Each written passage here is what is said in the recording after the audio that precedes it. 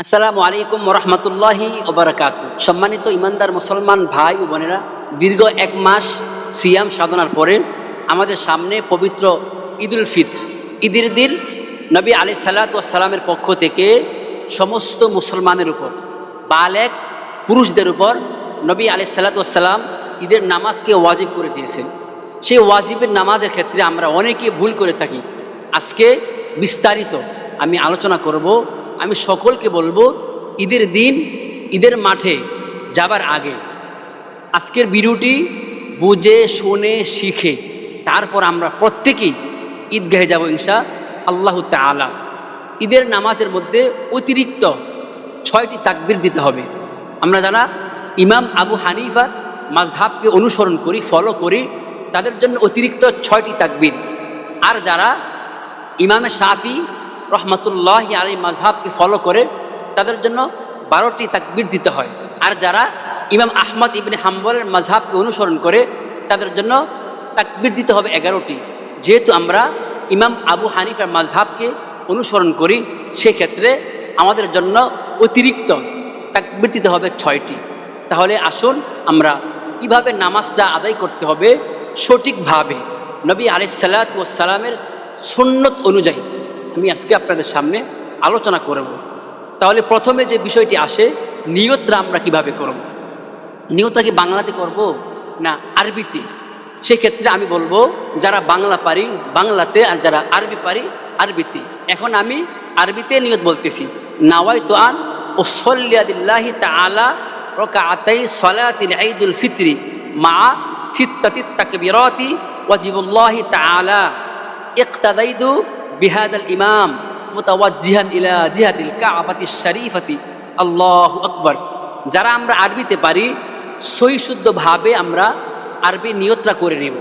আর যারা আরবিতে না পারি তাদের জন্য আমি সাজেস্ট করব, তারা বাংলাতে নিয়ত করবে এইভাবে।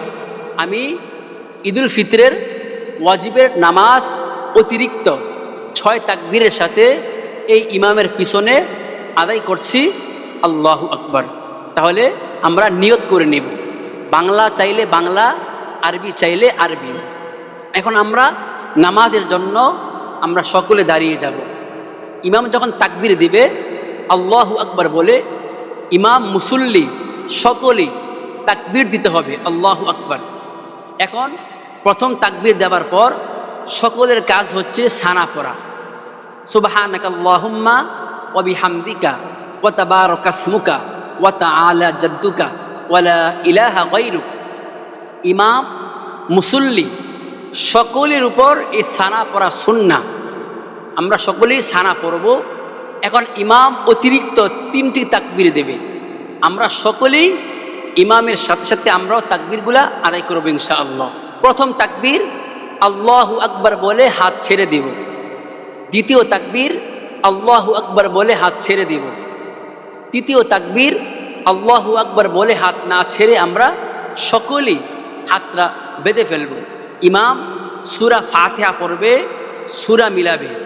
ইমাম রুকুতে যাবে, রুকুতে যাবার পর তাসবিহ পাঠ করব 3 বার, 5 বার, 7 বার। সুবহান রাব্বিয়াল আযীম, সুবহান রাব্বিয়াল আযীম, সুবহান রাব্বিয়াল আযীম। ইমাম রুকু থেকে দাঁড়িয়ে যাবে। ইমাম সিজদার মধ্যে যাবে, 2 সিজদা আদায় করবে।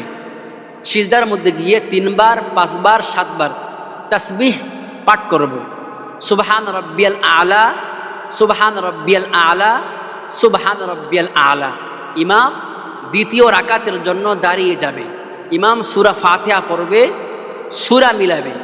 রুকুতে যাবার আগে অতিরিক্ত 3টি তাকবীর ইমাম আদায় করবে, আমরাও আদায় করব। আল্লাহু আকবার বলে হাত ছেড়ে দেব। দ্বিতীয় তাকবীর আল্লাহু আকবার বলে হাত ছেড়ে দেব। তৃতীয় তাকবীর আল্লাহু আকবার বলে হাত ছেড়ে দেব।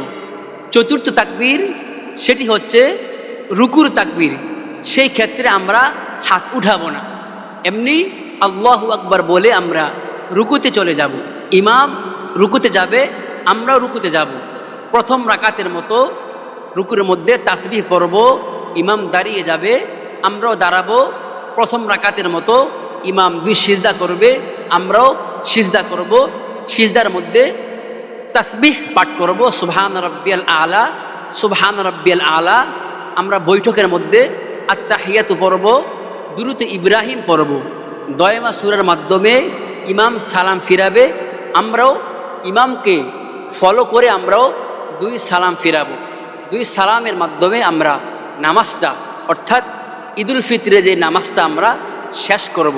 আল্লাহ তাআলা গোটা মুসলিম উম্মাকে, এই নামাজ শুধুমাত্র পুরুষদের উপরে ওয়াজিব, কোনো মহিলার উপরে না, নাবালেগ কোনো ছেলের উপর এই নামাজ ওয়াজিব না। অর্থাৎ ঈদুল ফিতরের নামাজটা বালেগ পুরুষের উপর ওয়াজিব, পাগলের উপর ওয়াজিব না। আমরা সালামের মাধ্যমে নামাজটা আদায় করব। আল্লাহ তাআলা গোটা মুসলিম উম্মাকে দ্বীনের জন্য কবুল আর মঞ্জুর করুক। আমরা যেন নবীর সুন্নতের ইত্তেবা করতে পারি, আমরা যেন আল্লাহ তাআলার মাহবুব গোলাম হতে পারি। ওয়া আখির দাওয়ানা আনিল হামদুলিল্লাহি রাব্বিল আলামিন। আসসালামু আলাইকুম ওয়া রাহমাতুল্লাহি ওয়া বারাকাতুহু।